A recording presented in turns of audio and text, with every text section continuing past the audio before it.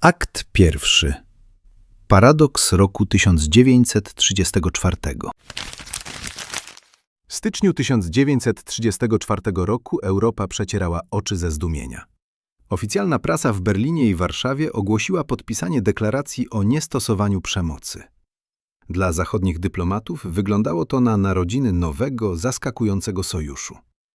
Zaledwie 5 lat później te same Niemcy uruchomiły przeciwko Polsce machinę wojennej destrukcji o skali, jakiej świat dotąd nie widział. Destrukcji, która nie była zwykłym konfliktem granicznym o Gdańsk czy korytarz pomorski.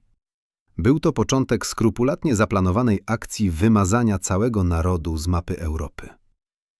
Dlaczego Adolf Hitler podjął tak radykalną decyzję? Aby to zrozumieć, musimy odrzucić propagandowe mity i przyjrzeć się dokumentom, które powstały na długo przed pierwszym wystrzałem na Westerplatte. Akt drugi. Rozejm czy taktyka? Czy oznacza to, że Hitler już w 1934 roku planował nieuchronną wojnę z Polską? Niekoniecznie, w sensie natychmiastowej decyzji o ataku. Deklaracja o niestosowaniu przemocy miała przede wszystkim znaczenie taktyczne. Hitler potrzebował czasu na rozbudowę potencjału militarnego III Rzeszy. Chciał ograniczyć ryzyko wojny na 2 fronty i osłabić francuski system sojuszy w Europie. W kolejnych latach Berlin próbował skłonić Warszawę do bliższej współpracy politycznej. Niemcy domagały się m.in. zgody na włączenie Gdańska do Rzeszy oraz budowę eksterytorialnego połączenia przez polskie Pomorze. Polska konsekwentnie odrzucała te żądania, uznając je za zagrożenie dla swojej suwerenności. Gdy stało się jasne, że Warszawa nie zaakceptuje niemieckich planów, Hitler zdecydował się na użycie siły. Nie oznaczało to jednak zmiany jego długofalowych celów. Te zostały sformułowane znacznie wcześniej i wynikały z nazistowskiej ideologii. Akt trzeci.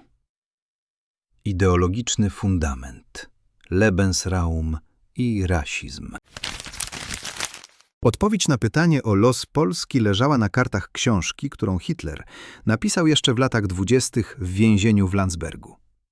W Mein Kampf sformułował on fundament swojej geopolityki, koncepcję Lebensraumu, czyli przestrzeni życiowej. Hitler uważał, że naród niemiecki dusi się w swoich dotychczasowych granicach, a przeznaczeniem rasy panów jest kolonizacja rolniczych terenów Europy Wschodniej. Polska leżała geograficznie w samym sercu tej planowanej strefy ekspansji. Była pierwszą fizyczną przeszkodą na drodze do zdobycia terenów Związku Radzieckiego.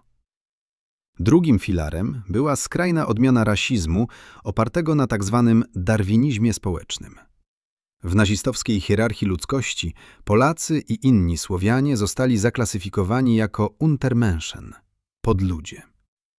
Z punktu widzenia Berlina asymilacja lub germanizacja większości Polaków nie wchodziła w grę. Nazistowscy eksperci od rasowości twierdzili, że krew słowiańska skaziłaby czystość rasy nordyckiej. Skoro terenu nie można było zgermanizować wraz z ludźmi, postanowiono opróżnić go z dotychczasowych mieszkańców. Akt czwarty. Likwidacja mózgu narodu. Intelligenzaktion. Jeszcze przed 1 września 1939 roku niemiecka Policja Bezpieczeństwa i Wywiad przygotowały dokument o nazwie Sonderfahndungsbuch Polen, specjalną księgę gończą dla Polski. Adolf Hitler i jego najbliższy współpracownik Heinrich Himmler zdawali sobie sprawę, że naród pozbawiony elit znacznie trudniej organizuje opór. Wiedzieli, że aby bezpowrotnie zniszczyć duży naród europejski, nie trzeba zabijać wszystkich od razu. Wystarczy odciąć go od jego elity intelektualnej, moralnej i politycznej. Naród pozbawiony przywódców staje się bezbronną, bezkształtną masą. W ramach tzw. Intelligenzaktion, a później akcji AB, Niemcy zamordowali w pierwszym roku okupacji co najmniej 100 000 Polaków. Byli to ludzie, którzy mogli zorganizować opór, nauczyciele, którzy mogliby uczyć historii, księża, którzy dawaliby oparcie duchowe oraz urzędnicy, którzy potrafili zarządzać państwem. Polska miała zostać oślepiona. Akt 5. Generalplan Ost. Logistyka zagłady. Najbardziej przerażającym aspektem polityki Hitlera wobec Polski nie był jednak wojenny chaos, ale chłodna urzędnicza logistyka. W Głównym Urzędzie Bezpieczeństwa Rzeszy powstał tajny plan architektoniczny i demograficzny o nazwie Generalplan Ost, Główny Plan Wschodni. Dokument ten traktował miliony ludzkich istnień jak rubryki w arkuszu kalkulacyjnym. Zgodnie z jego założeniami, po wygranej wojnie z ZSRR od 80 do 85% wszystkich Polaków miało zostać usuniętych z terenów przeznaczonych do niemieckiej kolonizacji poprzez masowe deportacje na wschód, a w wielu przypadkach także fizyczną likwidację lub biologiczne wyniszczenie. Zamojszczyzna stała się poligonem doświadczalnym dla tego planu. Tam, w środku zimy, wyrzucono z domów ponad 110 000 Polaków, w tym 30 000 dzieci. Co miało stać się z pozostałymi 15%? Nazistowscy planiści przewidzieli dla nich rolę nowoczesnych niewolników. Hitler kategorycznie zabronił Polakom dostępu do wyższej edukacji, kultury, a nawet podstawowej opieki medycznej. Polska w planach Adolfa Hitlera miała przestać istnieć nie tylko jako państwo, ale jako pojęcie kulturowe i historyczne. Miała stać się niemiecką przestrzenią rolniczo-przemysłową, w której słowo Polak oznaczało wyłącznie parobka pracującego dla niemieckiego pana. Akt 6. Podsumowanie i wnioski. Kiedy patrzy się na ogrom zniszczeń, skalę egzekucji i chłodną precyzję ukrytą w dokumentach takich jak Generalplan Ost, wyłania się z nich jeden bezsporny wniosek. Wojna Adolfa Hitlera z Polską nie była zwykłą wojną o terytorium, granice czy wpływy polityczne. Była to jedna z najbardziej radykalnych prób totalnej inżynierii społecznej napędzanej ideologią rasową w historii Europy.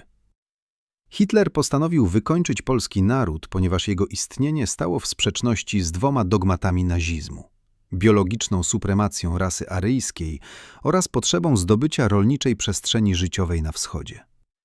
Polska miała nieszczęście leżeć dokładnie tam, gdzie Hitler zaplanował fundament swojego tysiącletniego imperium.